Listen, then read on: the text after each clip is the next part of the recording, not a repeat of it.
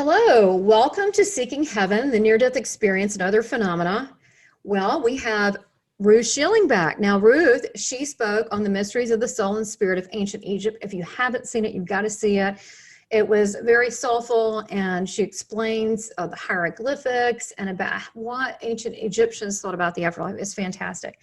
But Ruth is also a spiritual medium, and I met her years ago, and she's so much more than that. She channels like me, and she has had a lifelong quest with and a spiritual journey such as I. So we thought it would be appropriate, especially Spirit told me this in the bathroom, that we should do a segment just on mediumship. So first of all, I'm your host, Tamara Caulder Richardson. I am a 6-time near-death experiencer and an evidential psychic medium and a channeler. And people know me a lot as channeling Christ, but I've channeled a lot of other people on the other side of heaven, and a lot of saints and well-known, you might call them masters, because they're all in that same realm. So we're going to talk about a lot of things tonight.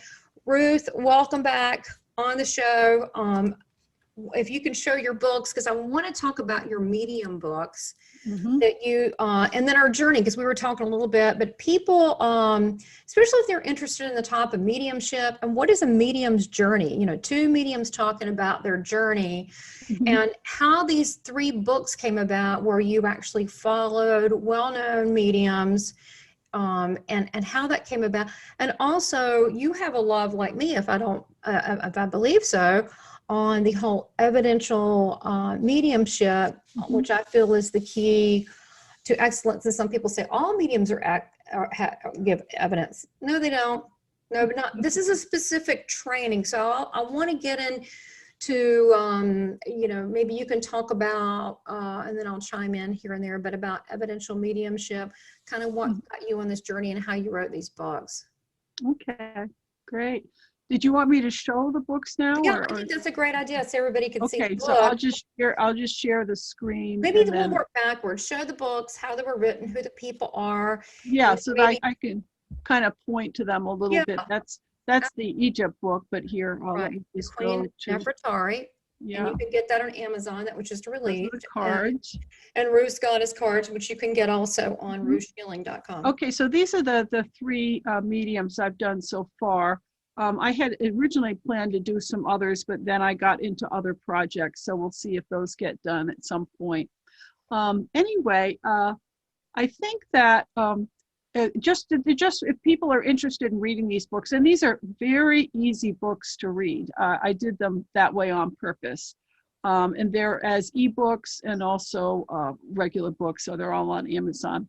But people have told me that this one here, it's actually volume 3, but the one, Neal Rzepkowski, that's a good one to start with, because it's one that probably many people can relate to the most easily. Neal, he's a medical doctor, you know, he MD, and he still treats AIDS patients especially. But he was somebody who developed his mediumship. He didn't just, you know, sort of have it, you know, automatically when he was born and stuff, but he actually set his mind to learning how to do this.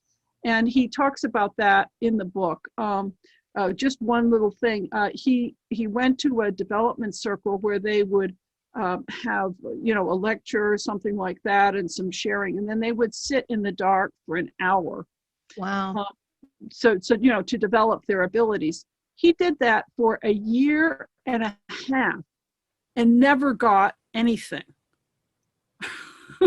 I mean, these are the kinds of things I think are important to remember, because now he's an excellent medium, but he had to persevere. You know, some people are just extremely talented right from the beginning, but he got it by simply persevering. So I say that because I hope that it will give people some hope if they feel a drawing towards doing this, but they feel that they are not that successful at first.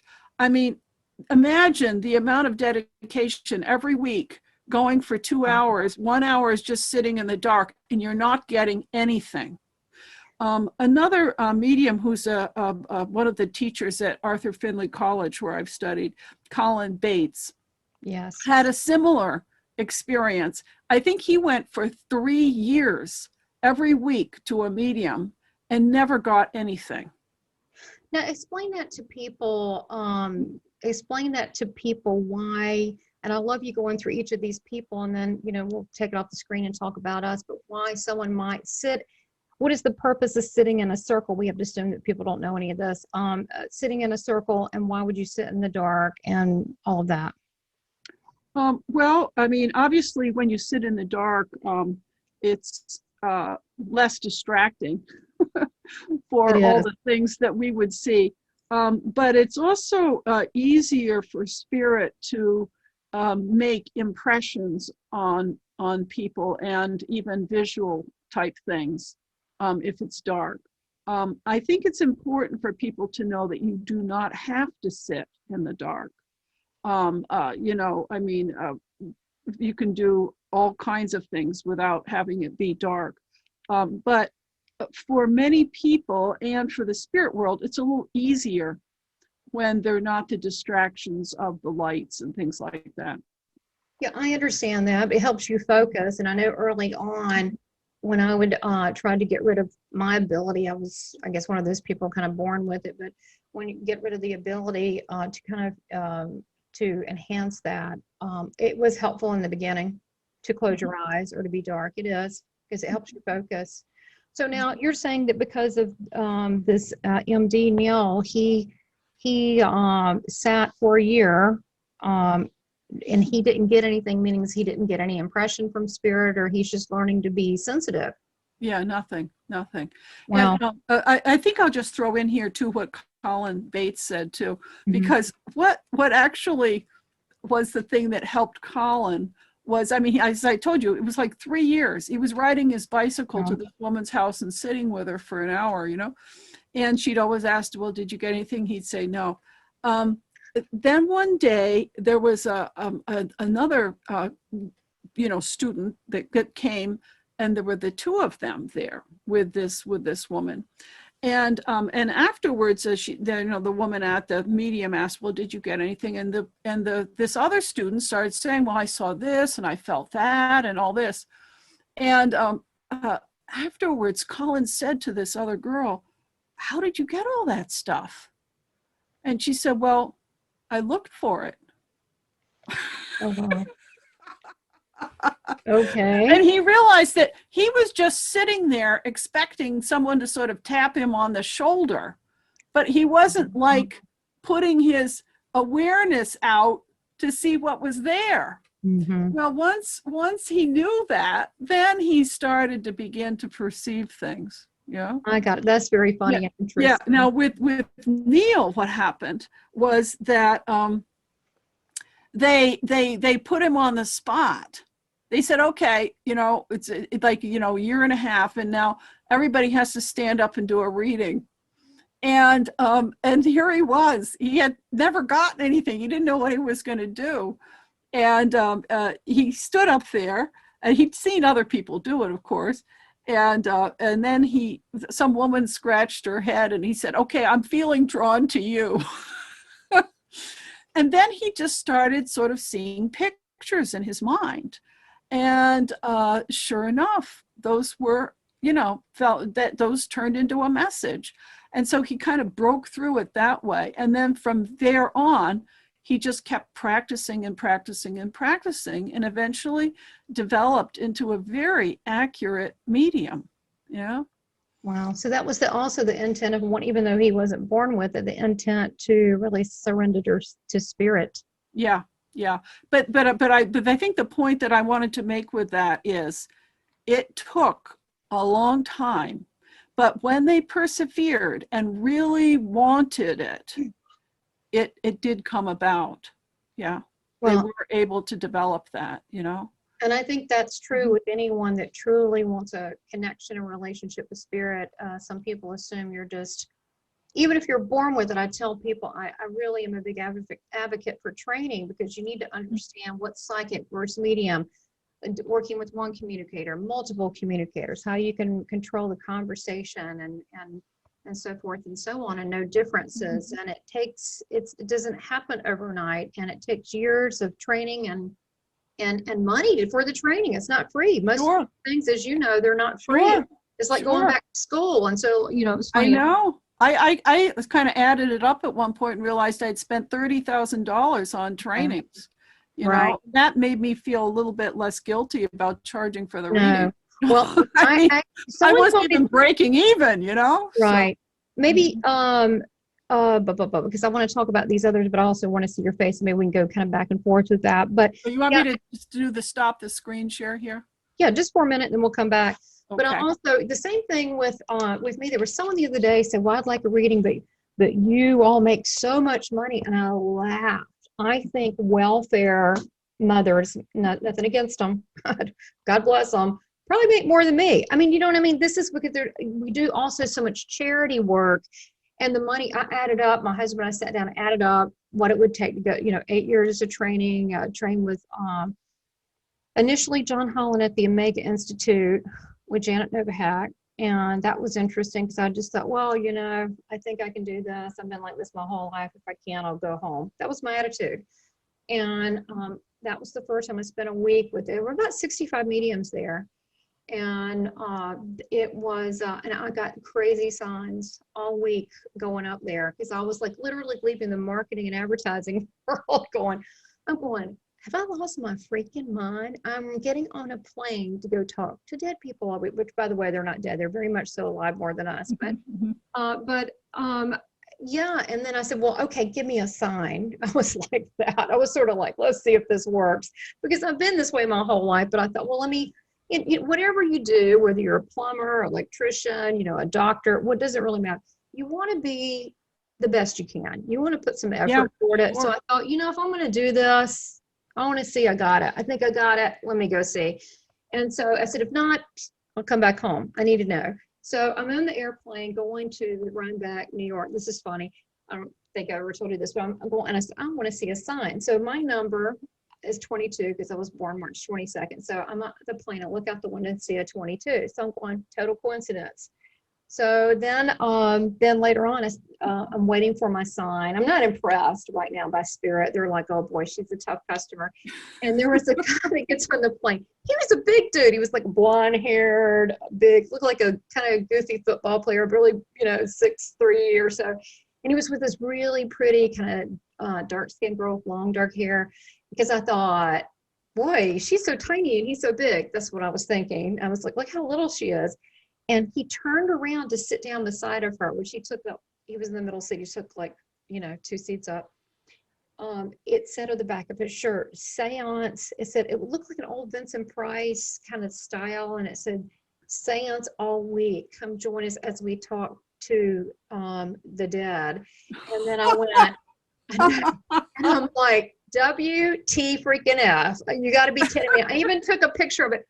I got to put this, I got to find that picture to put in my book, because I went, have you ever seen a t-shirt like that? Like, never, never, never. Then I see him again. It was in the airport to change because we have to go Rhinebeck, New York. It's up further. So it's kind of, to me, it looks like the country for like Beetlejuice, when they go, it's so beautiful, everything's so nature. We're taking a little plane to go up there. So I'm in this airport to switch, and he's switching planes, I don't know, to another plane, not mine. But, and I see him, I go, excuse me, I like your t-shirt. And his reaction was, what t-shirt? Like, he didn't even know what he had on. Like, he just grabbed something out of the drawer. So there were signs all week long. And then the very end, we're doing all sorts of cool stuff. I remember, like, one was where you had the 2 mediums, it was in a circle, and it was a big room, and you had 2 mediums face each other. And the inner medium circle, it kind of reminds me of the old, birth control pills back in the day where you'd spin it around, or whatever, So they would stay in the middle, and then the people on the outside would move. I don't know if you've done this exercise. And then you'd have 1 minute. And so the mediums would be in the middle, and then the sitters would go around the edge. And so they would go next. We did that one. We also did one where we would talk to, we had different timings, how fast we could be with different ones. But what was cool with that one is that we would switch one of them where we switched who was the medium, who wasn't, with each one, and then we would rotate. And this one uncle, every time I got, then we switched the inside where it would rotate. So I remember getting an uncle, and then what was it? And then I realized that this uncle came through this girl, through me, and the other girl, and we were finishing up because mediums can link in together. But toward the end of that, I was like, well, this is different. This is interesting. I could see different levels of people's abilities. Some people had quite a bit of experience, but most people didn't. But then they come in with natural abilities, like musicians. Some have, natural raw abilities. And then at the end, he said the last day, the 7th day, that we're going to do public platform demonstrations, and he was going to pick a few people out. And there was Janet and John on stage, and I knew I was going to be one of them. So I was like nervous because you know how these things. I'm like, oh, and it's like, well, and I kept hearing from Spirit, this is why you came. I was like, okay, I guess it is the reason I came. So I remember there was a couple mediums on stage, the third one, and the fourth one, I heard in my ear, stand up, take your place. And I had like a mint in my hand, and I took it out. I remember, and I stood up and I went up on the stage, and I mean, it was like a bat out of hell. Man, I went up on the stage. It was like, hey, and then I went through and I channeled her, moved her. Her body was transformed in mine. It was like, like an amazing moment with Spirit. I was talking about Easy Bake Oven, and John Hahn was like, Easy Bake Oven. I remember those, always one-on-one. And about the different memories and how much love and whatever. And it was like euphoric. And I looked in the audience, and my body actually went toward that person, and Spirit. It was such a trust relationship with Spirit that I had, that I fell immediately back in love with Spirit that I used to talk to as a child. And then afterwards, the woman came up to me when everybody we took a bathroom break, which we had to kind of go out in nature. I mean, not be in the woods, but there was like an outdoor bathrooms. And she was like, oh my God, it's so beautiful. And it was the highest compliment. She goes, oh my God, you're so good. How long have you been doing this? I went, tonight. And then I knew I had this love relationship with Spirit. And I knew that was the reason that I was born, is to carry the word of Spirit and be a vessel for Spirit. Because, as you know, it's euphoric. Mm-hmm. It is the best drug. I always say that there's no high like the Most High. But and then later on, I ran into you, and we were in class together, and I was just so intrigued by all your healing abilities. And then you also, at the time, I don't know if you remember this, you were talking about going to the Monroe Institute. Remember that? You were telling me about it. Do you mind sharing some of that? Oh, well, I always love talking about Monroe. I mean, that's, if I had the finances, I would go twice a year,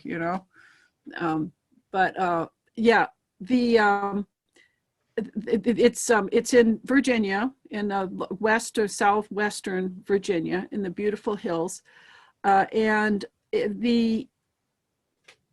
Robert Monroe was the one who wrote the book, Journeys Out of the Body, and all this. It's like a series.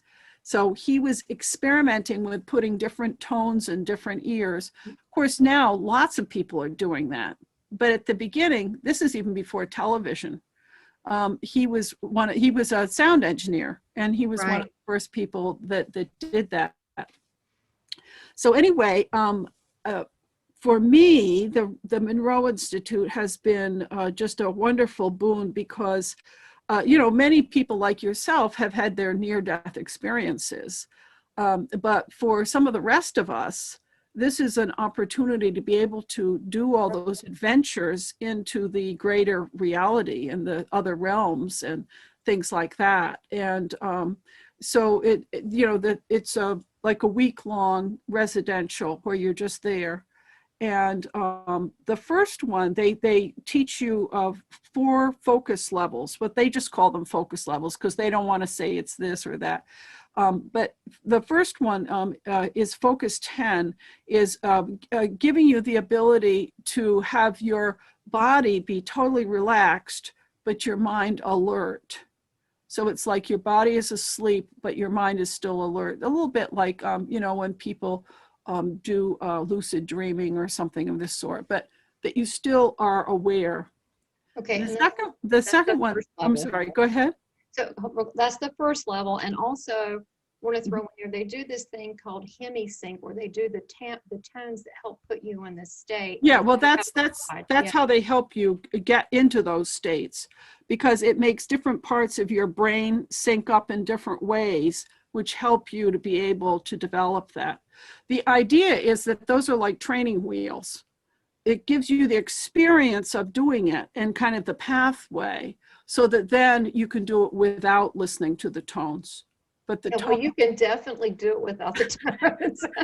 Well, which is funny because I think, what do they want? I know there's alpha, beta. What is the goal that, what are most mediums? Beta? I'm trying to think, where you go into that whatever naturally after a while you go into that state. Which is it, alpha or beta? but no, beta is like what you and I are here talking together. Okay, we're beta. Okay. And then there are different levels of alpha where you're going into a place where you're much more receptive and things like that. And so when the kind of work that we would do, we're trying to go as much low into alpha before you get into theta. And that's sort of like the sweet spot, you know. But what they've also discovered now too is that different parts of your brain are in those different states at the same time. Okay. So there's some beautiful work too, if people are interested in this stuff, with mind mirror stuff, where they've done a lot of research on that. So the thing is that you want to go into a place where you're, quote, deep. You're really deep, Right. as much as you can go. But then what can happen is you can do what they call clicking out. In other words, people may have experienced this. You're in meditation, you go in, and then the meditation bell goes off and you have no idea what just happened during the last hour or half hour, whatever. Right. You see, you clicked out. In other words, you were having experiences, but you didn't have your conscious mind anymore. Right. And so you miss it. You have nothing to bring back. I click out a lot. That's where I like to live. Yeah. So part of what it is trying to teach us is to be able to have those experiences, but have this little smidgen of conscious awareness that still is there, so that then you can bring that experience back into this regular waking state and get something out of it. You know, like I'm sure you've had this where you wake up in the morning, you think, well, that was a busy night. Yeah. You know, you're like, but we don't remember it. But imagine if we did remember it. Yeah. Sometimes I've asked them sometimes, but I know that we're all I think, very whether we remember it or not, very busy at night getting training. Exactly. Yeah. So that, I know when we were talking, we were just having a chat. A lot of people love the Monroe Institute. I know that even Dr. Evan Alexander mentioned, oh, you know, he loves it. He goes once a year, whatever. But, you know, it does fine tune things. Do you find now that now that you've gone through there's different levels that you reach? I know, like, one is soul retrieval. There's different ones. One where you met Jesus, hung out with him. There's different levels, just like there are, I think, with you know, with just like anything, like musicians, some are incredibly skilled and some are like, okay. And I think a lot of it has to do with awareness, but these are higher states that you can go into. Do you think it helps you now with what all you know with your training? Because you train, like me, with a lot of, you know, well-known international mediums to, you know, understand and be better at this. Do you think that it still sharpens your skills to go? Oh, I think myself personally, my opinion is that I think every single medium should do that. Because if we're going to communicate with people who are in the non-physical realms, we should go there ourselves. You see what I mean? I think that to be communicating with people from these realms without having any idea what's going on there is just very limited.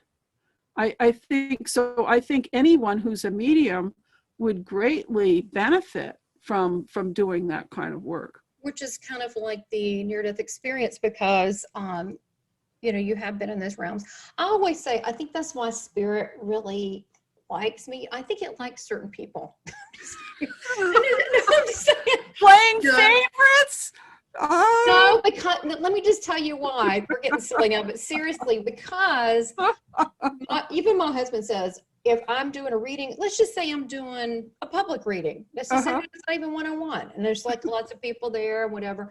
And I'll have people stand up sometime and they're like indignant, and they'll want to, you know, you get all types. We're all public. My goodness, you just don't know. And they could stand, you don't know who you're going to get. They could stand up. Most people are great, but you could stand up and get a heckler or someone going, you know, going no, or whatever. In that state, you know, I totally handle them. Like my mom's even seemed like, oh my God, but it's in a way that's so loving, but yet powerful. Like, you know, so everybody else feels comfortable and handle the situation. But my husband always says, you always side with spirit. I said, I hear what you're saying. They're telling me this. And they'll go into, you know, also give me more detail. And I said, I'll leave you with that. But I always side with spirit because, and I always, when people's family are coming through to the best that I can, I mean, this is my commitment. I try to bring them through, even if they were not that great a person in life. I try to be respectful and kind and try to build them up their positive, you know, ways. And I don't really get into the whole deathbed thing. That's not our best moment, but I try to be very respectful to people and the people that I read to. And so to me, it has to do with, I'm really, really conscientious of that. More than, I mean, yeah, I want to, you know, I want to get the hits. I want to get the message. I want to have that healing message, but I'm more interested in my delivery of the love flow and the kindness and representing all involved with the highest integrity. And that's like more important to me than anything. And I think they like that, quite honestly, because not everybody does. Some people are arrogant and they'll go blah, blah, blah. And I'm like, you know, in that moment, our personality doesn't really matter. I mean, sometimes it's helpful to bring things along, make people feel good and, you know, break the tension and, you know, that's okay. But it's really not about us. So I think that people that have honor toward this, I think they like. It's just that simple. Well, you've seen all types. What do you think about it? You mean that the different mediums and things like that? And there's an integrity to this. I know you're the same way. You have a lot of respect and love for spirit and integrity. And to me, I assume everybody's that way, but you know, everybody's different. I can't speak for people. Yeah, I think that we each find our way, just in the same way that we each have our own personalities. We're also gonna do our mediumship in our own way, you know. We should do it our own way. But I'm also feel that when we're entering into a space where we're bringing through a loved one for somebody, it should be something that we really hold as sacred. Absolutely. Because this is a place where people are so vulnerable, because you're talking about the things that are closest to a person's heart. And so it's really of the utmost importance to handle that with grace and you know, a real careful compassion for the whole thing. Yes, and I agree. And I guess I should go as an example, like a comparison. And honestly, I don't remember who it was at this moment, but you know, because we both have taken several classes, but I remember sitting in a class and at some point you get on the platform and people do their thing. And you know, I'm fine with all different styles, whether, you know, that's fine. That's actually beautiful. I love that. But there was one that stood up on the platform, and I think I was telling you before this story, but they started sounding like an auctioneer. Well, I got a woman here, I got so-and-so here, I've got blah, blah, blah, and there's a suitcase and so-and-so in the suitcase, and in the suitcase there's a tie, and the tie's got, and there's great evidence, but to me, it made me nervous because it felt like showing off versus like connecting to the soul of that person that's longing and hurting, that's out there that misses that person or whoever, to have a sweetness come through. So, yeah, I mean, technique is important, but with that, and with that said, we all have our own way, but I think integrity and being humble is important with this work that you do. I mean, we're ministers, for goodness sakes, aren't, I mean, right? I mean, that's how I look at it. So tell me about this journey. You went to the Monroe Institute, and of course you can't say enough. When your mediumship started really developing, was it because of that, or was it just a combination of stuff? Well, for me personally, I had been doing the healing work for a number of years. Sound healing. Yeah, like, hands-on healing, especially personal growth, spiritual growth, but all kinds of healing stuff. And so I was working with these different guides, so to speak, the spirits that help. And it's different points. Someone's mother or something might come through in one of the healings, but I never really gave it much thought, to be honest, because once I went into that state of make me an instrument, use me, I'm just doing whatever, I'm being instructed, and I'm just doing whatever I'm told, and if I'm told, your mother, blah, blah, blah, then I'm just saying it, right? So Right. I hadn't really thought of it as mediumship so much, because where I was making the connection was with like the guides and teachers, sort of a different strata, if we can call it that. Yeah, it's maybe one up from that. You say a little higher, even though yeah, they're there too. I mean, it's just that's where my real connection is. Yeah, I like but then what happened? I'm sorry. No, I said I like living there too. Yeah. I know, because we both have, I think, done readings like that, and I love it there, but not everybody's open to that. They may just want the, and that's okay. The message from the grandmother or the mother, or that kind of thing. Okay. Yeah, but anyway, so what happened for me then was that my mother passed on, and she started just showing up like every morning, and here, let me just, I forgot to turn that. Anyway, so all of a sudden I thought, wait a minute, this is really, now I'm really communicating with a person. So it's more what you call the deceased loved ones type thing. Yes. And so that whole sort of strata that I hadn't really paid much attention to, which we call deceased loved ones, that sort of opened up. And so I thought, well, I as I mentioned, I think in the other one, I had been to Lilydale to give sound healing workshops. And so I thought, well, I'll go to Lilydale. I mean, where else am I going to, look into this a little more? And when I first pulled in, drove my car, and it was 20 years later, 20 years since I'd been there. And I pulled my car into the Lilydale, past the gate, and I am free. And I felt like these are my people. This is the place where I can fully be myself, Right. And so then I did a series of workshops. I was there for, I thought I'd just stay for a week or two. I was having so much fun. I stayed, more than a month. Are you serious? And I just took, I just stayed one workshop after another. I think the workshop was the one with Gaiman. That's, she's my book #1.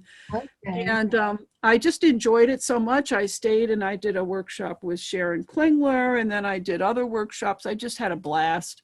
It was just fun because I just felt, like I said, these are my people, and I still, to be honest, I still miss going to the classes because of the camaraderie that we all had when we were there, to be all together with us, with other mediums.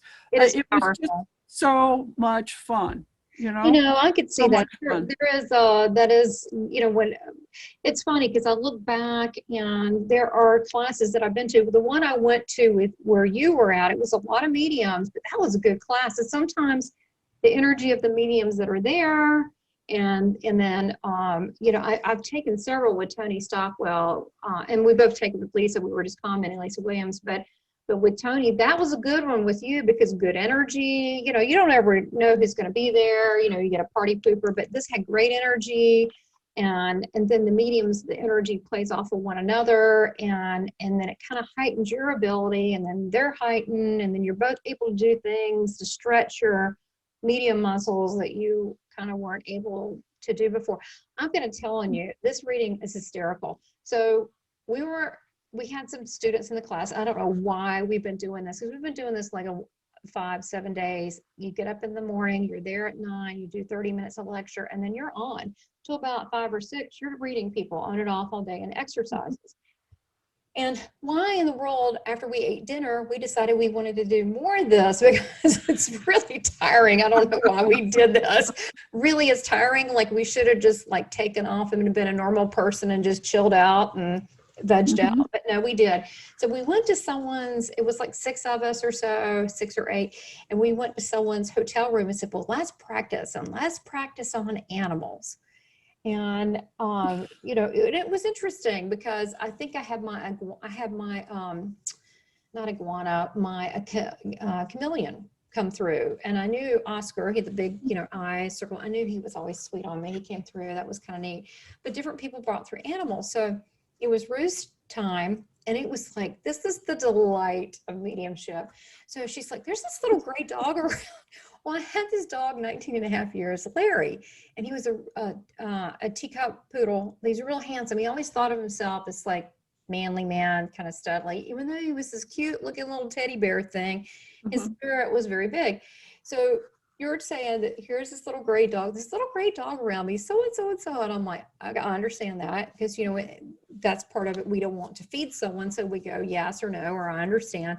And then she goes, he's showing me, and he goes, it looks like Colonel Sanders. Well, my husband and I would joke, because we would say we gave him the Colonel Sanders cut, you know, the little thing. And so he goes, he looks like Colonel Sanders. It was totally spot on, totally hysterical. And then what was funny, you said, and you give him beer? And I went, oh God, bad mom, and bad dog mom. And I went, well, in a little shot glass. He loved it. And I went, yes. And that was just the funniest thing that was, only he knew that. You know, that's something. Why is it evidential? Because he and I only knew that.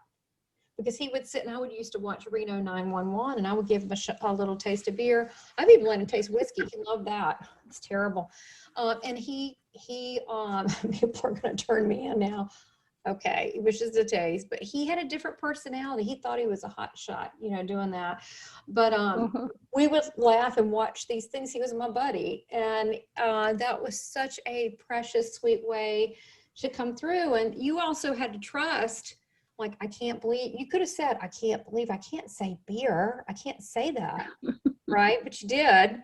And that was, you never know what the thing's going to be with people. And I think that's one of the things we're taught. Whatever you get, you say, you don't judge. And what I found with a lot of mediums that are not trained, that, for example, they'll fill in stuff, and we were taught not to fill in. So if there was a guy I was reading, all this information was coming out, names, all this stuff. And sometimes names come through a lot, and sometimes they don't for me. Sometimes it's like bam, bam, bam. Sometimes it's not at all. I don't know why. But people are a lot more than that. And I was given all this evidence. He seemed kind of unimpressed. I don't know if you ever had one of those, but I was kind of unimpressed, even though a lot was coming through. But then finally, the one thing, and I almost didn't say it, and it was something about his dog, and it was about a red ball. All I said was a red ball. He wants to acknowledge the red ball. The guy bust out into tears, crying like a baby, and he goes, oh my God, that's all we did was play that red ball. I can't believe it. And he had to have a moment. I had to give him like 10 minutes, and he had to come back because he was so upset over the red ball. So you never know what the thing is, and you don't want to say, fill it in by going, well, I think this about the red ball, or the red ball, you know, we just write the integrity of it. We just give the thing. Mm-hmm. Yeah, you know, I made a mistake once that was for a similar thing, in that somebody came in, she wanted to hear from her mother, and you know, of course I'm just being open, but I started seeing like a children's book with like Alice in Wonderland. Well, what I did was I started describing what I was seeing. What I should have done is say, I'm seeing Alice in Wonderland. Of course, the mother's name was probably Alice. Oh my See, God. they were trying to give me Alice in a way that I would recognize. But instead of just saying what came at the beginning, I'm seeing Alice in Wonderland, I started to sort of describe what the kid looked like and stuff. And of course, that she didn't relate to that at all.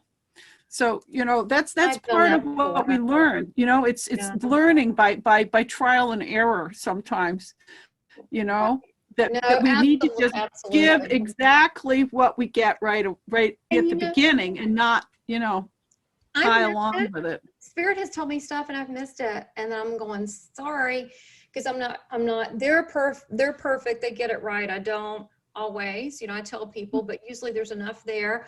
I've had them show me my grandfather and I'm going, okay, well, that's his grandfather, like my grandfather. Oh no, let's take it a step further. What was the grandfather's name? My grandfather's name. But see, you know, that's why it's important being a medium while you're having a conversation that, and I don't mind I don't have to hide it, but it's usually quicker if I just do it in my head. But I'll go, why are you telling me this? Why are you showing me my grandfather? Why are so-and-so? Or it'll keep coming up like, why is this? Why is that? And then they'll give me more information. Or sometimes I'll go, this is all I'm getting right now. They'll circle back around if they want you to know more, but it is a lot of work to really see what they want from you. I often call it spirit charades. And because I'm like, what does this mean? I don't feel that in, like, what does this mean? And sometimes they'll give me the feeling of it feels like this, or, you know, like with you, but I've missed it before. I've missed it when so you have to get the intention of what they're saying, you know, as well. But don't you do that? Have a private conversation, like, why are you showing me? It's even with guides, even with like a higher level, like a soul discovery guides, or a you know, like a channel reading from your guides. It's still like, why are you showing me this? I do that. Do you do that? Like, why are you showing me this? Well, with the channeled stuff, because I'm audient, you know, as a musician, that's the easiest one for me.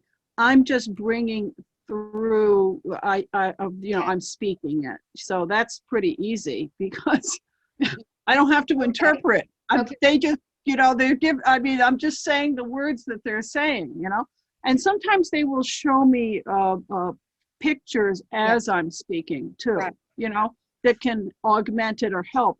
But in the mediumship, I don't get it as clearly as when I'm channeling. You know, that's just where I'm at with it, you know. Well, maybe we should. But one thing I just want to fit in here is if there's anybody listening who is not a medium thinking about going to a medium or something like that, it's important for them to remember or to be aware that we are interpreting signs and signals. It's not just like, you know, you pick up a book and you read it out, you know. So when they realize that they don't talk so like we do. They realize this is a skill. This is a skill because there's you know, a whole different language that's actually going on. And you know, each medium kind of sometimes develops their own little code, so to speak. But still, I think that people who go to a medium sometimes are, you know, like not very compassionate, and realizing how much, you know, work and training goes into being able to do it. Well, this is a profession. I mean, the people that do this professionally, this is a profession. I mean, like you said, you would have spent 30 something, 50, whatever, you know, that's college. That's like college money. I mean, no one would do this just because if it was some kind of fluke thing they wanted to, they're curious about. Maybe we should separate between, you know, also medium and channeling. But just to add a note on what you were saying, my husband always kids, he goes, why don't they just say, hi, I'm Bob. I'm so-and-so's dad. I'd like to come through and say hello. I said, wouldn't that be nice? I mean, they just don't talk like we do. where they are in the place they are, where they're complete and there's so much abundant love. They don't, sometimes some people are not hooked on their name. Sometimes they'll say, you might know me as a Robert. You may know me as a, sometimes they'll do these things. But sometimes names, because we've been so many names, we've had so many lives, we've been so many names, but with mediumship, you can hear, see, feel, know. One of my favorite books is Allan Kardec, which is the Book of Spirits and the Book of Mediums, and they go through, 38 precepts of what a medium can and cannot do. And the more advanced ones, which psychic, just to explain to people, that's where people perceive this physical world where we are. So about, are you going to get a job or this or that? I'm kind of have ethical issues in that area. I don't believe in telling people what to do. I do think you can have options that are available to you because we have free will. So that kind of falls into the category of fortune teller, and that just seems kind of weird and creepy to me. So I feel like you should empower people. So there are times in people's life, I think they do need that, where they're lost, and they definitely need that. Maybe encouragement and maybe some options there and some support. But the mediumship is where you communicate in the etheric realm with people that we know as our spirit family and friends. And we use these signs, signals, audio, but the channeling, and I want to go into that. Channeling is just a pure download. And what I found, I was more clairvoyant, would see pictures because I was an artist, and I still am growing up, you know, that was my thing, was art. But when I found this whole wonderful thing called, you know, when it was the audio, clairaudient, I was like, this is so much easier. Why don't you just tell me? So when you channel, you just get, so, you know, I've channeled Mother Mary. I wasn't raised Catholic. I know who she is though. And I'll be like, hold on. The first time I'll get whole sentences, I said, let me write this down, or also you better record it, because I have no idea afterwards what I said. And there's a freedom to that because I get to check out. Isn't there a freedom? It's not as, I mean, say, you got to be able to do that. You got to be able to be at that level to do that. But there's a freedom because you're just a pure download. You don't have to offer constant validation of what you're saying or not. You're just letting it flow through you. So to me, I really love channeling. A lot of people don't really understand it. I think that the people that are mediums in England do understand it. They don't really call it, I don't think, channeling. I think they call it trance. That's right. They don't call it channeling. They don't call it channeling. The Americans love to call it channeling. And they call it trance.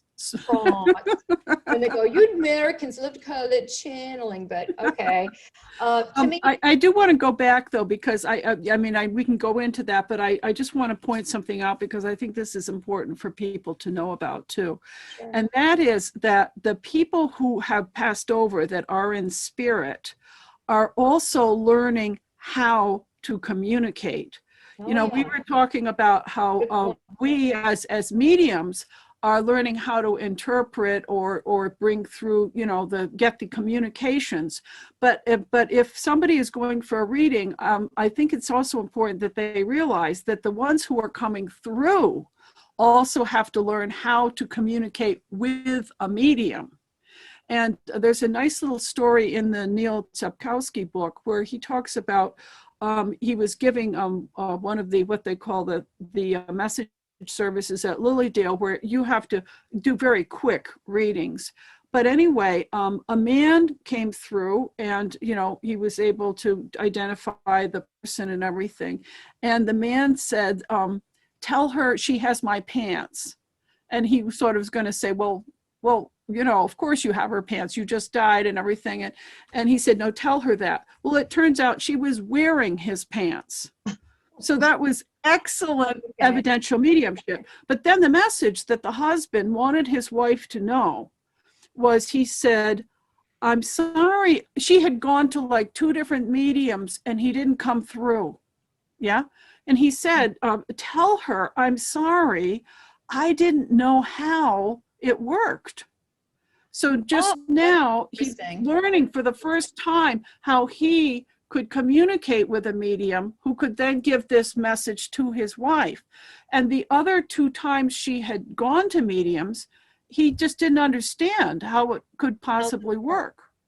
Well, you know, You know, what? so you know, they talk about, you know, yeah, so mediums will often say, well, so-and-so was a very good communicator, meaning the Yeah. person in spirit was able to communicate to us in such a clear way that it made it easy for us to bring the message through. But a lot of people are not so much.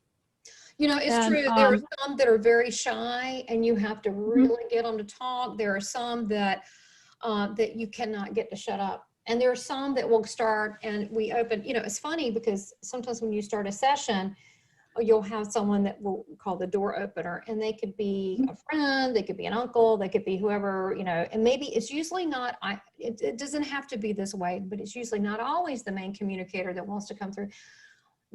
And they may just be the door opener, and they kind of get the conversation going, and they usually come in groups, I find. But I've had them where the main communicator's there, and they're like the one in charge, and they are great at communicating. They say, you do this, you're next, you so-and-so. And I'm like, okay. And they're like, you know, really good at this. But it's funny, my family on the other side talks to their family, whoever it is they want to set up as Sister Reed. Like and they help them out. So before the reading, that they're better equipped. But you're right, there's some people that are not very good communicators, or maybe they weren't a good communicator in life, and now then communicating with this. But it's funny, once they know, like they've come to you and you've done something with them, like for example, Larry could come through any second now because he's already done it once. Not that I'm asking that, but what I'm saying is once they've come through once, and I've noticed, like I could be doing a show with a lot of people, and I've read someone, so those spirit people think, oh, we know Tamara, it's good, we're like this. So you could have all these people. Who are they going to come back to? The same people are going to show up because they're like, oh, we know how this works. And they may bring other people, but they're like, oh, no, we know her, we got this, you know. Yeah, like, exactly. really? Right? And you could have all these brand new people. There was a lady that we laughed every time I would do a show, and she would come as a support. There's this man, and she would bring the communicator was the grandmother, who was very close to her, very close, almost like a mom, and similar personality, everything, very funny. And so she would bring new spirit people every time, and so she would show up in every show. And finally, I mean, she goes, finally it got crazy. I went, you again? And we were laughing. She was laughing so hard. I think she had run to the bathroom because she got tickled, because this woman would come through and bring her family on it wouldn't matter where I was, every show. She goes, well, I'm never going to come back.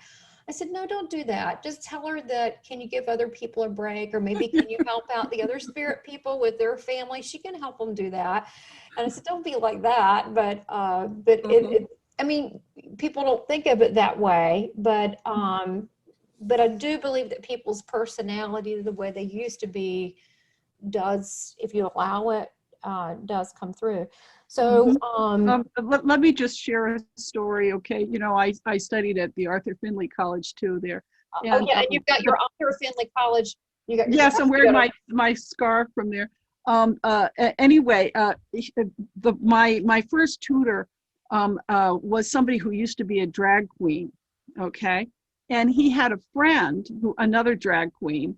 And, you know, you can imagine how you know, extroverted this person is. Well, that one, the friend, passed a spirit, right? Okay, but remember how flamboyant he is. So in spirit, he still is. Hello. So it was very interesting to me because in our class, the different students were practicing, you know, and so, you know, he's a good communicator. He's done this because he knows the man who's the teacher. He knows him. He's learned how to come through. So the drag queen in spirit is like, he's got it down, right? So here are these student mediums, and he comes through one of them, right? And the person is, you know, strutting around and doing the whole business. So that's great, right? Well, later in the week, I was the, you know, chairperson for another group, and the same teacher was there, and it was all different students, okay? And the drag queen comes through again with a different student doing all the same stuff, you know? And it was fascinating for me to see, it was obviously the same person, but each of the students was able to get certain parts of that person better than others, but it was still extremely recognizable who it was. And this particular spirit spirit person even came through on TV, and Really? he always when he was in life, he always wanted to be on TV and never got to be on TV. So what he did was he came through in spirit on TV and still got to do it, you know? That is a Isn't that fun? Well, some of the personalities still like that. It's funny because when I would train, you know, well, like even in our class, we had a full class. We had about, as a journey within, we had about 60, 65. I think it was something like that. The whole It place. was a lot. It was a lot. A lot of good energy, you know, a lot of fun, we challenged ourselves and so forth. But what was funny is a lot of these people, they're from all over the world. I didn't know them. I mean, you know, I met you for the first time. I didn't know a lot of these people. And what was so funny, I did know Mara, guys, who's also me, but I did know her from like the John Holland. So she would overhear, you would change and you'd be partners in front of someone every time, even when we did DIMS where we had like a little group of people and you would do the demonstration in front of your little group, every time. Now this went on a whole week. Every single person that read me, oh yes, every single soul, this went on for years, was my grandmother. And one lady said, oh, this woman really likes my necklace, because she loved jewelry and big jewelry and flashy. And she was real extravagant, red lipstick, blue eyeshadow, you know. And so she would come through, and so Maura would just start laughing. She goes, yeah, there's a woman here. And she would overhear it, and she goes, oh God, she's just here, she is again. This got to be a running joke, because, and then people go, oh, I'm not sure about mediumship. The odds are impossible for my grandmother to come back about 12, 13 times a day, and with different people I don't even know that did know me, for a week. And then this happened with multiple classes. And she was like the ringleader and bring people through. And I was like, and she thinks she's in business with me. It was one of the ladies said, your grandmother's here and you were in business with her? I knew she misinterpreted that. And I said, no, I understand. She's in business with me. She brings, you know, she's going, I am. And so the first time I did a public dim, I saw her younger, but in this beautiful floral, really flashy dress. And she's standing there picking people out and pointing over their heads. So we do have helpers on the other side that do help us. And you bet. You bet. Yeah. Your mom probably is part of that now too, because she was, as you know, because when I was in the classes too, she would just come through again and again and again, because, you know, she was so good at it and she was enjoying it so much, you know. Enjoy it. I remember at the end of one of the classes, one of my fellow students said, you know, it was a wonderful class, but she said the high point was getting to meet your mother. Oh, and you get a sense of how beautiful and how neat a person is. And, you know, a lot of the people that I've become friends with is I'll do a reading and they'll say, I'll learn the family and how sweet and what a nice person, and they're bragging on them. And I'm like, oh, wow, you did this and that. And I'm like, they're a really nice person. But you do get the flavor of the person and they do enjoy that. So it is, to me, that's why this work is just so sacred. But I know that the spiritualist movement with mediums did happen and did start in the US, but it never really, you know, held, you know, to those standards. And it really, that's why I say that, you know, went more to England, and they've really taken up with that. There's a lot of well-known mediums in England. I had someone recommend me on that said the British style of mediumship that isn't just because it was in England. No, there's a certain style that is respected, that is a British style of evidential mediumship in England that we don't really have here, that I try to bring here when I can. But that's why I really enjoy studying former mediums or mediums now in the UK. And I know you do too. How do you feel about that? I feel, I think you know, everybody is, we're all doing our best, right? We're all trying to do our part in whatever, you know, is going on, and to be of service to spirit, to serve the spirit world, okay? And in the British style, the focus is really to prove the continuation of life. Absolutely. And the only way that can really be proved is through evidence. Yeah. And so you get someone like Janet Nohavec who works in that style. Yeah. And I've seen her, especially when she was on the podium at Arthur Findlay, which is, you know, just a power spot anyway.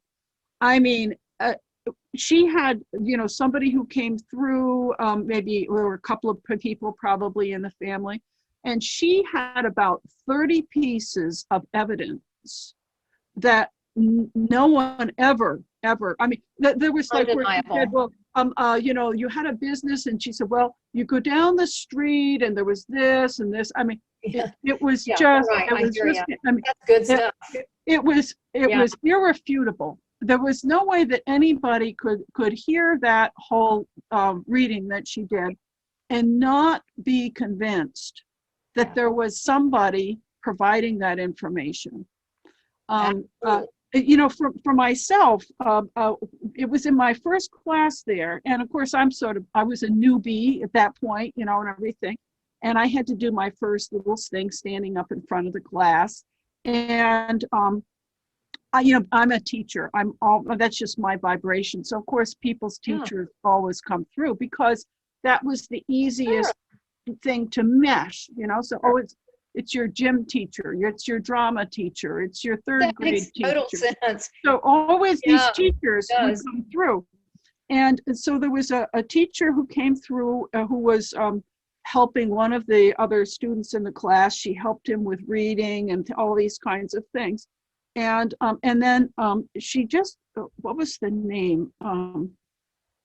No, I'm just trying to think. It wasn't Agnes, but I can't remember what the name was now. But I clairaudiently heard her say, Agnes, you know. Well, of course, it's my first time. I don't want to be, you know, saying it and being wrong or whatever like that, right? She said it 3 times. So finally, I just got up my courage and I said, you know, she's saying her name is Agnes. Well, he didn't know her first name. He just knew, you know, it's Mrs. McGillicuddy or whatever. Right? So he could not validate that. Even though it was brilliant. Yeah, well, I mean, so I didn't know. I'm learning. I'm just trying to do my best, right? Right. Well, the next day he comes into class and he says, I have an announcement to make. He said, I called my father and asked him Mrs. McGillicuddy's first name. It was Agnes, you know? So you see, in that case, you can't even say it was mind reading because the person I was reading for didn't even know the information. So absolutely. Things like this are evidential. They're absolutely evidential. You know, there is always the question though, if the person can validate it, did you pick it up from their aura? And that's something that we, you know, they talk about in the classes. It's something to be aware of, you know, because there's a difference between if you're getting it from spirit or if you're reading it off the person's auric field. Well, you know? I'll give you an example. There are plenty, well, let me just say this, and let me just say ditto, ditto, ditto. I'm so glad you brought this up. I'm so glad. I agree with that. There are so many people that say they're mediums. I'm not to get whatever. I'm just going to say, because it's not like we haven't thrown ourselves out there, that they say they're mediums and they just don't know the difference. But what reality, and I give an example is, let's say you're in a small demonstration, you know, let's say you got, I don't know, 50 people in the room, right? And say someone shows up and they've been thinking about their mother with dark hair and green eyes, that they were a nurse, about how she took them to took her mom to the beach and she used to give her candy, and how much she loves her. Okay, so the medium, but it's really a psychic. This is the difference between a psychic and medium reading, and then you can add in and tell me what you think. But so she goes, oh, and there's a woman here. She's got dark hair. She's beautiful, on maybe Irish green eyes. She's and helps people in healthcare.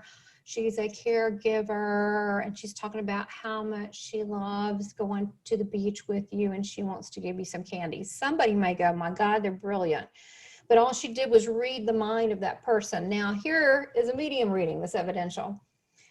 The medium comes out and she goes, there's a woman here and she's showing me sand between her toes. I feel like she's a mother figure, because you get it by feel, and that she's saying there's sand on her toes. She loves spending time with you when you would go away to the shore, but she didn't like the beach. She'd rather be in the casino because she was getting the Mai Tais, and that she's so sorry all the candy that she gave you, you had to wear braces, and you actually had to have 2 of your wisdom teeth removed. She's talking about that was a difficult time for you, and blah, blah, blah, blah, blah. So what does that mean? That's her point of view. And she did, and that she, and also she's given evidence that she drank Mai Tais in the bar. Okay. So the person may go, well, I didn't know well, okay, I like the beach. I didn't know she didn't like the sand, but she did stay in a lot. But then maybe she finds out later on from her aunt, and she goes, well, the Mai Tai, she goes, oh, it's her favorite drink. So I love when they put things out there that you find out later. It's kind of like hide and seek. There was a lady that I read one time, and she was Kelly, the one that she got me kind of doing live medium demonstration. She was had a place at the she was a professional comedy person, and she's really good on stage. So she helped me with all that, and she had a venue and wanted me to do this. She also did spirit work and was a shaman. I know different people, but anyway, there was what was really cool is I was doing a reading for her the first time it was a Halloween party, and I had this beautiful, but it wasn't scary. I was in this fancy place. It was a beautiful white room, and I was dressed like the Southern Belle and whatever. And she sat down. Her grandmother came through, and she's talking about the end. She has these lockets of the grandmother, and she was a nun, cooked all this food and these big things, and even later in life cooked this food when she didn't really need it. And she's over in heaven still cooking the food, but she's got these lockets, and there's in a safety deposit box, and blah, blah, blah. She's, and some other stuff. But anyway, she goes, no, I don't know about this. I'm like, well, I don't know. This is what she's telling me. So it was like 4 days later, she went to a deposit box, don't know where it was, pulled it out, and the locket was on top, just like she told her. That's cool, because to me, that's totally spirit. That's just, I was like, wow. But I love when that happens, when the grandmother goes, you, or whoever it is, says, you've got a necklace, it's a cross, it's a ruby in it, ruby's missing. And no. I'm like, I don't know. Okay, there you go. And then 6 months later, 6 days later, you get the email that goes, oh my gosh, my mom found the cross. And that's spirit interacting in our lives now, letting them know that it's not just a reading, but I'm present with you. Mm-hmm. Yeah. And I mean, that's stuff that we can't control. I mean, that's the part. It's not what you think, well, it's not evidential. Well, maybe not in that moment, but I think the evidence just keeps going on for these people. To me, that's kind of cool when readings come up, like where the guy found out Agnes, because there's no way you knew, he didn't know. Yeah. So, but that was also, I think, myself, I think that was a gift from spirit for me as a person who was a student medium, to give me the confidence that when I hear something like that, I should just give it, So I think they chose something specifically like that I could then have confidence from. You see what I mean? Because they're trying to instruct us how to be able to do it better. Yeah. They're trying to like polish up the instruments here and get us going, right? It's a full-time job. But just to go back to the whole contrast between the British style mediumship and the American mediumship. So I think that in the British style, the goal is to prove the continuity of life. Okay. Yeah. And I think if that's what you want to do, it's got to be that. It's got to be evident. It has to be undeniable. However, I think that myself, in addition to that, I think that it's wonderful when mediumship is healing. Okay, that's the second type of, that's the second You type. know, and so you know, like for instance, somebody could give, you know, 30 pieces of fantastic evidence, and they want to send you their love. Oh, well, isn't that nice? Thank you. But I mean, and it's just proven that to this whole group of people that life does go on. That and it accomplished that. Yeah. Yeah, it has accomplished that. But there hasn't been any particular healing which has gone on. Okay. Now, if instead someone picks someone out from the audience, they give 2 or 3 pieces of evidence, and then they go into this whole message of reconciliation, or something that is actually changing that person's life. I turned that off. I'm sorry. Yes. I turned it off. Sorry. If indeed is you know, like there's some beautiful stories in the different books that I you know, wrote about mediumship, where people got a message that changed their lives. You see, that's also really important. And so I think that someone like yourself, I think that you kind of walk the walk where you try to cover both bases. And to me, yeah, to me, that's really wonderful. You know, I think that's really wonderful when we can do enough of the evidence that it's convincing, but also give the people the information that will make a difference in their lives. To me, that's why we're doing this. I mean, look, if I don't give the evidence, they'll think, oh, you're the skeptic, you're crap. But once you get the evidence, what's really going on? So I go there because I think I go there with them. And I think one of the people that I respect who's a medium, and I know you do that too, a medium that I really like, that someone might recognize that does that, is that Kim Rousseau, where she will go to that place with them, but she goes with them. She gives the message, you know, maybe, you know, it's healing. So it may be at first, you know, okay, I don't want to look at this. And then after it's done, then it's beautiful. They can move on with life. They're like all good now. They're like years and years and years of stuff gone. Yeah. Just a few. To me, why not go there and offer that that extra little bit of release, which is kind of sad because very few people get more than 1 or 2 readings from it because it's done. It's like done. So, you know, I kind of work myself out of clients. And I wonder why early on. It's because I go for the deeper stuff. So they're like, no, I'm good. I'm kind of got my own path now. Spiritually, I'm good. And I'm like, so, you know, not really a great way to build a business. I'm kind of like a one-timer, or no, that's not true. You know, I can help with spiritual guidance, and I do channeling like you, but that should be a compliment. Mm-hmm. Yeah. Because the people are good to go. They're good to go on their own way. Yeah. And, so if the goal is to empower somebody and allow them to drop the garbage that maybe have been weighing them down, right, then it needs to have that component to it. It can't be just about proving that, you know, that we continue after we are no longer in these bodies. It has to be both. Well, and I also think it requires that the sitter, the person that's getting the reading, that they are open to that. I usually don't tell them this is going to change your life. I don't do that. I just let spirit see, and if they're willing and I'm willing and spirit's willing, we'll see how far we can go to see if they can be rid of things. But I don't tell people. They wouldn't believe it anyway. I just, you know, let it happen, and then they just feel so great out, you know, so much better. But it's more work, it's more tiring, it's more invested than versus giving a couple of things with evidence. But maybe that's all someone needs, is to know there's an afterlife. Maybe that's just what they need. But I find there's a lot of people walking around with a lot of hurt and incomplete cycles. You know, the old, I wasn't there when you passed, that's a common one. Mm-hmm. And people just beat themselves up over this. Yeah. Have you, Yeah. I'm sure you've had that one happen Yeah, where yeah, that's wasn't really, there. really common. That's common. I just want to touch in with that, and this is not about mediumship per se, but about healing. And when I first started doing the healing work, I trained in therapeutic touch. That was my, like avenue in.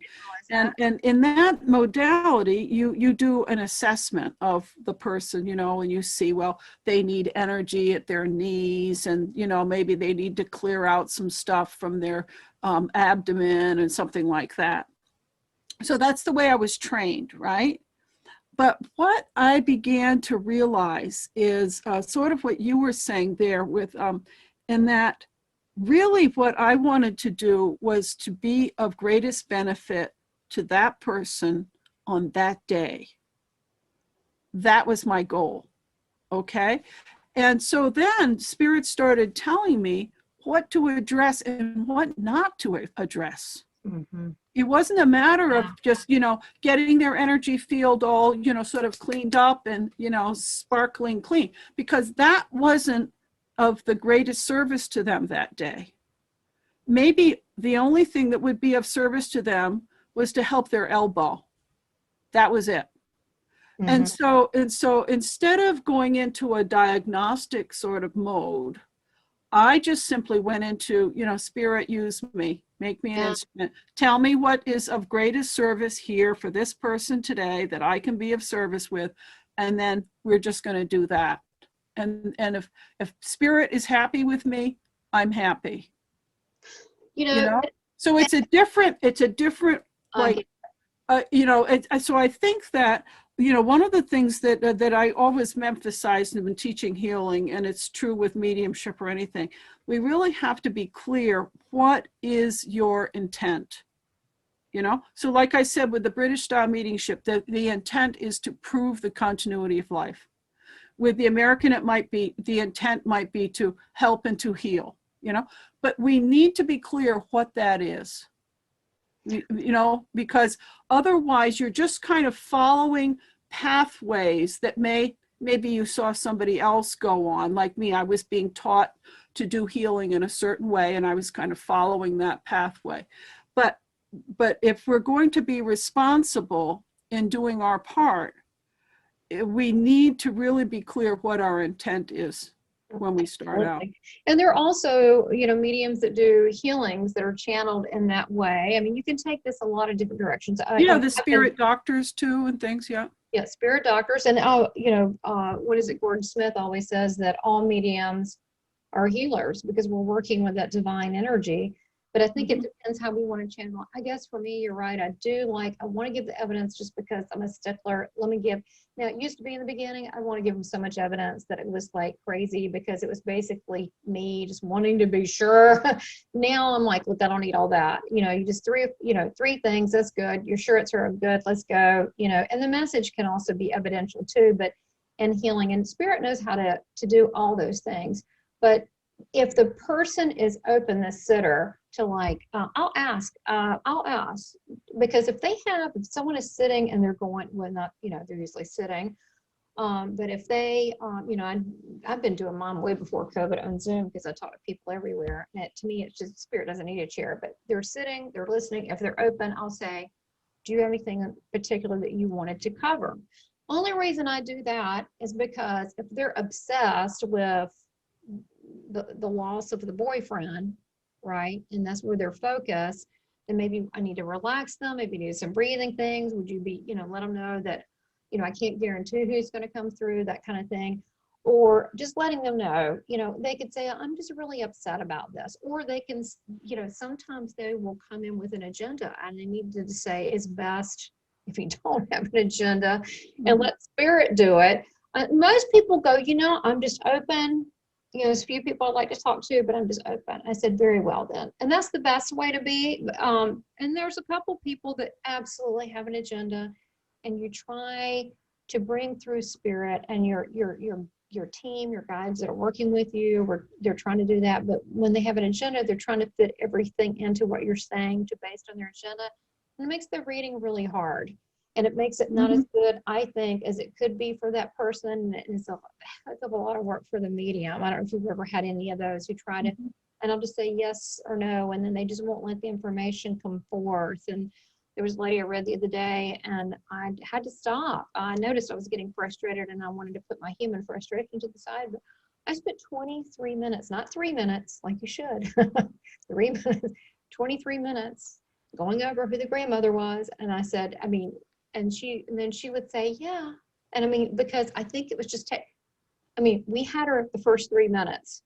And so, I've got other people here. So I think that some people second guess the information coming in, and they want to stop the flow. You have to really, even the sitter has to surrender and has to allow the flow of the information. I said, look, the best way for this to happen is just to do this. And we did a couple breathing things. I said, let's reset. Let's try this one more time, because I do want to give you a good reading. If not, I'll have to end off.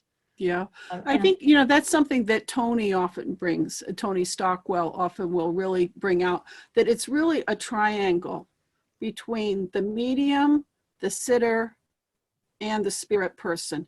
And, if all three of them are working in in an open, clear way, it's great. But if one of them is messed up or stuck, it's going to be hard work.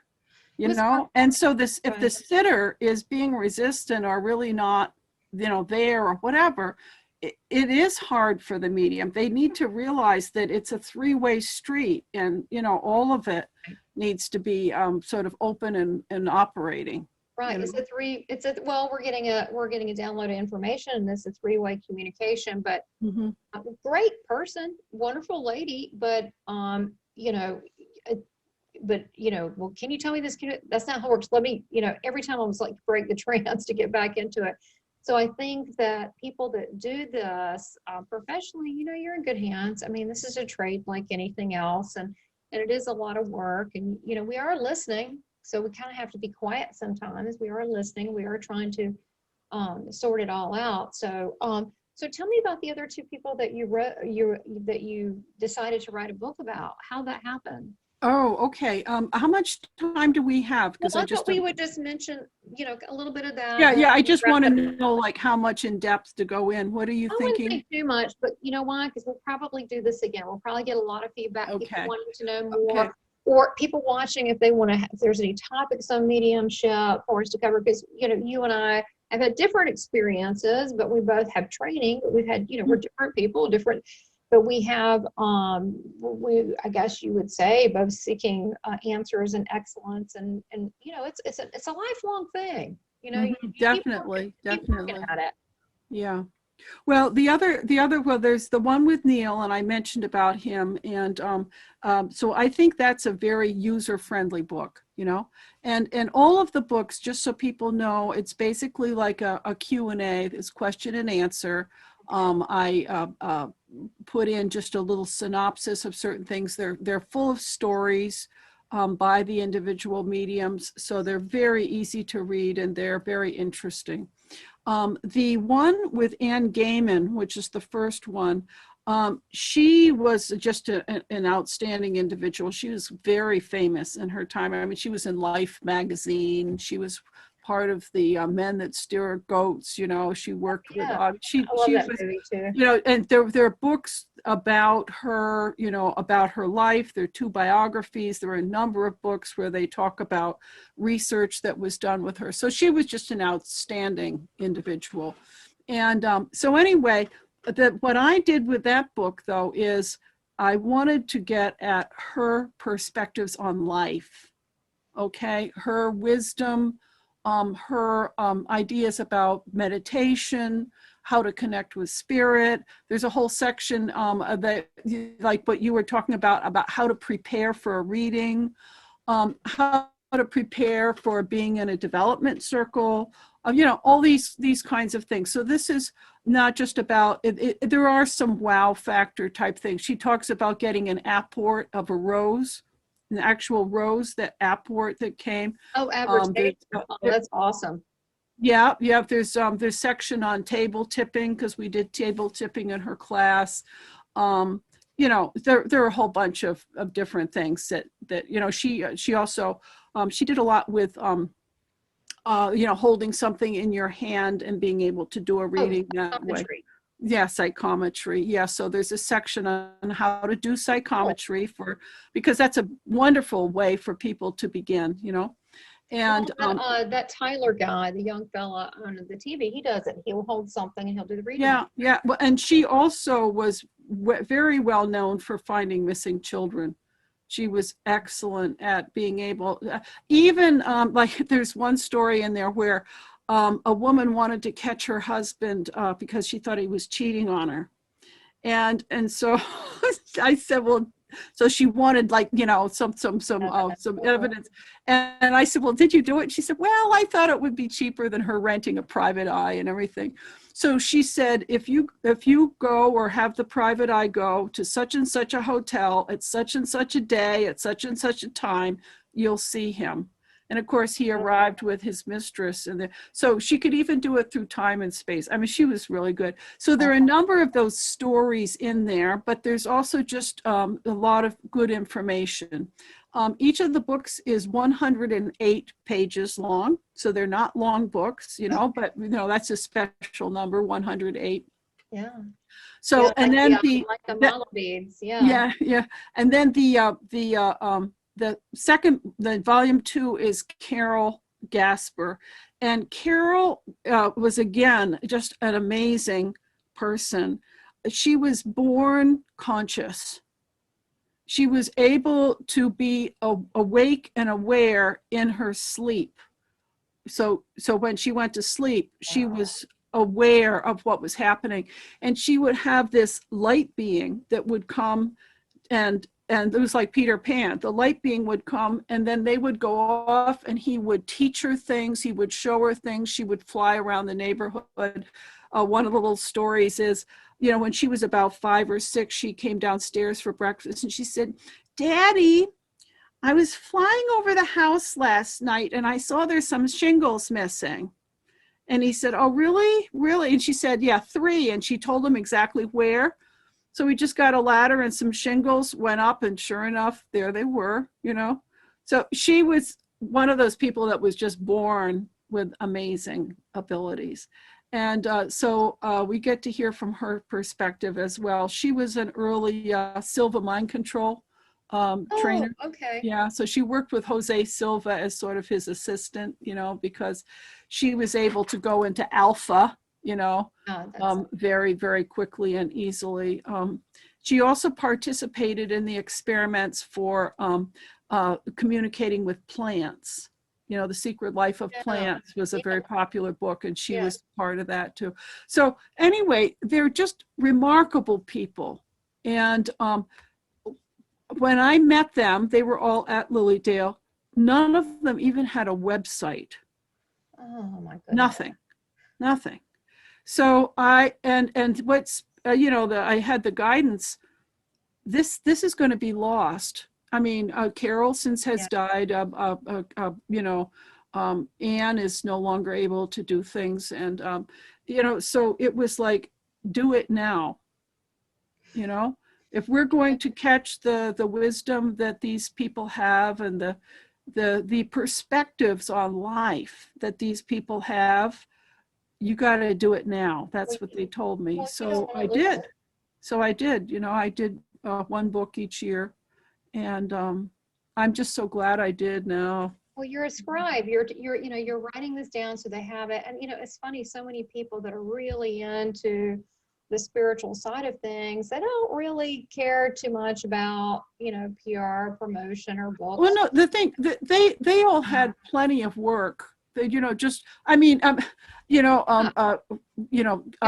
Right. you know, Anne Gehman had people in the government. She used to be in the Washington, D.C. area. There were people in the government that got readings from her. I mean, the Queen of Bhutan would be calling her on the phone. Right.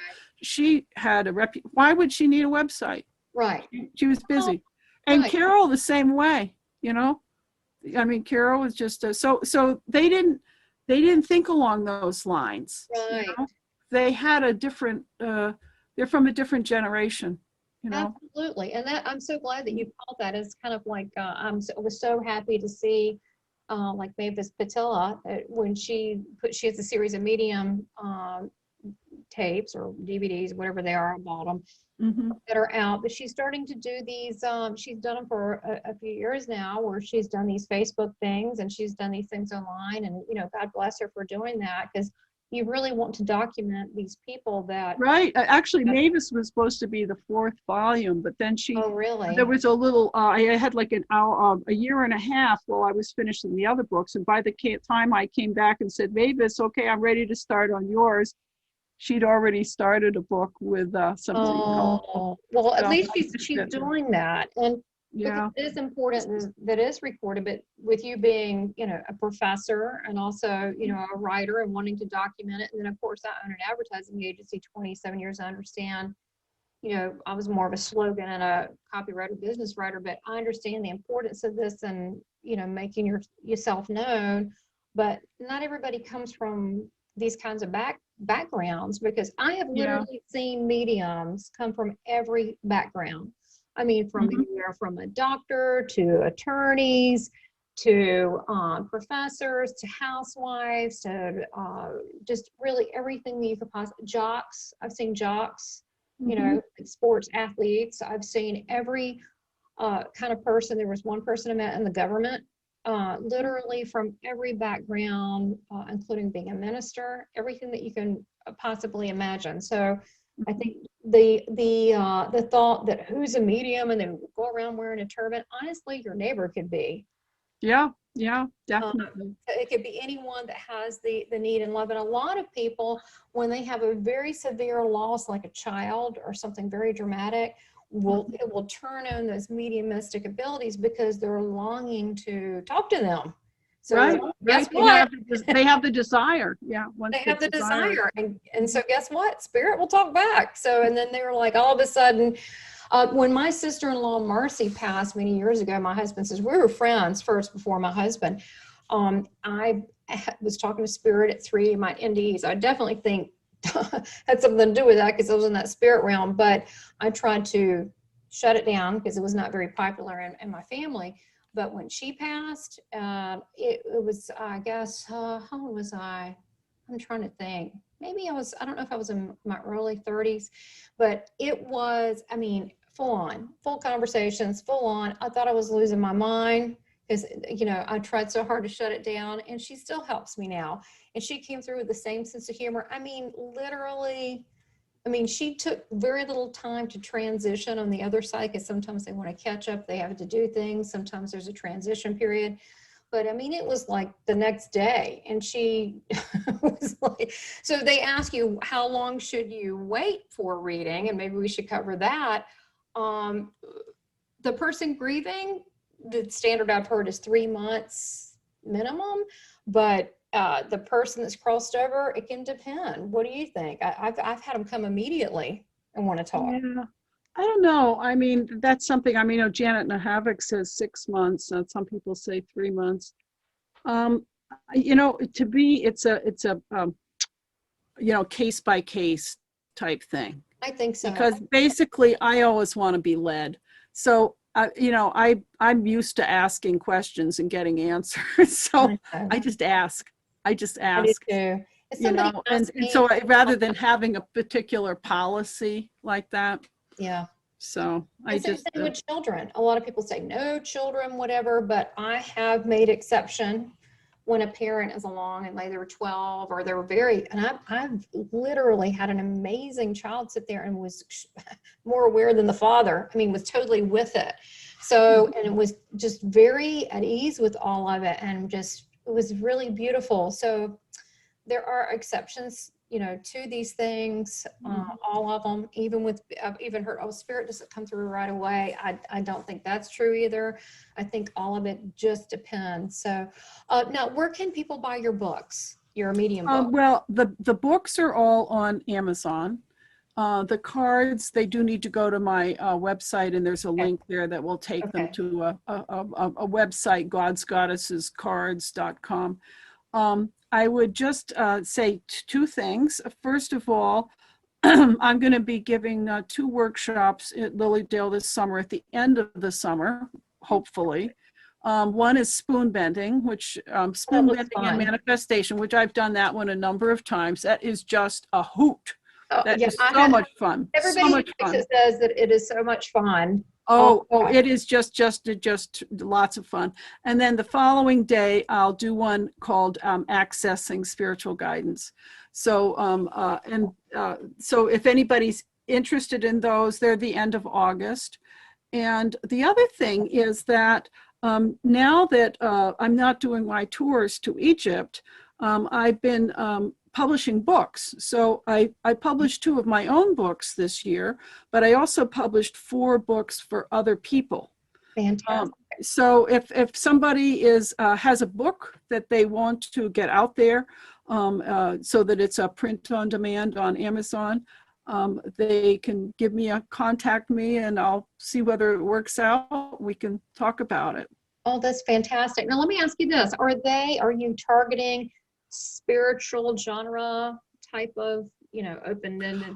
It doesn't have to be. Of course, that tends to be the kind of people I know. But I mean, 2 of the books I did were children's books. One was a book of channeled material, and the other was, a memoir. Somebody who was in the Navy band, and he had just his experiences. So as far as for the publishing business, if it was something I really felt terribly opposed to, I wouldn't do it. Yeah, like but it's not like, it's not like a Hay House where they have a certain type of thing that they're doing. I'm just publishing things, and then you have a choice to either have it be your own publishing company or mine, but I'll do the formatting and get it in print for you. Oh, that is so wonderful. And what's the name of your company? All One World. All One World. It's a great Yeah, so I have name. all One World Egypt tours and All One World books and media. How do you do all this? I have no idea. And you're saying I'm doing a lot, and I'm looking at you going, you're doing a lot. Hey, we're all doing our part, right? Yeah. And yeah. just keep pushing along. So look, you have been such a joy, and I just admire everything that you're doing, and can't wait to see more. And those of you watching, if you're interested, subscribe and like. Also, let us know if you want to know more about mediumship. What aspects of mediumship would you like to hear about? And I think it's more interesting than me just talking about it. I can, but I think it's more interesting when I have someone to kind of pitter patter that's also had similar type training, similar viewpoints, different but similar, to throw ideas and topics on. And also, it wouldn't be a bad idea to talk about more of the obscure mediums that are not mainstream, that people can start investigating and asking. I think it's important to see who's come before you, and everybody's style is different, but I think you learn something from other people. You learn something from medium styles. If anything, to go, wow, that's possible. There's one I was going to show you, an obscure book I'm reading. I don't know if it's good or not good, and I'm not endorsing it, but when I see things, I get it. And it's called Alec Harris, and he is supposed to be, he's a UK. I get all this stuff of the UK stuff, and he is a spirit artist and a physical medium. He's supposed to be one of the great. I don't even know him. I don't even know, and to read about it. But when I see something interesting, if it's a because this is a phenomenon. See, the physical mediumship is a whole separate. And that's still being defined, all the things that you can do within that. So just by, I think, reading about others, then we can go, oh, that's possible. Mm-hmm. Right? Mm-hmm. Like you were talking about these amazing people, which I definitely want to read those. I'm always reading on the different ones. The ebooks are like $1.99 and $2.99. So I mean, hey, you can't go wrong with that. And if you have a Kindle Fire, you can even have the text to speech read them out loud to you. So that's awesome. I'm going to get all of them. And because we should, if you are interested in mediumship, you really need to be reading about other mediums, because it is inspiring and it allows you to see what's possible. And it allows you to see it's not easy doing this work and putting yourself out there. And these people are doing it, and they're doing it with beauty and dignity, and we can learn from them. So I'm learning a lot from you. So thank you. Well, it goes both ways. It's been a pleasure. Yeah, I think we could just chat for hours and hours. Yes, we do. I know we could. Well, look, Ruth, we're going to do this again. Thank you so much. And namaste. Thank you so much. Namaste to you. Okay. God bless. Thank you. You too. Okay. Bye-bye. Bye.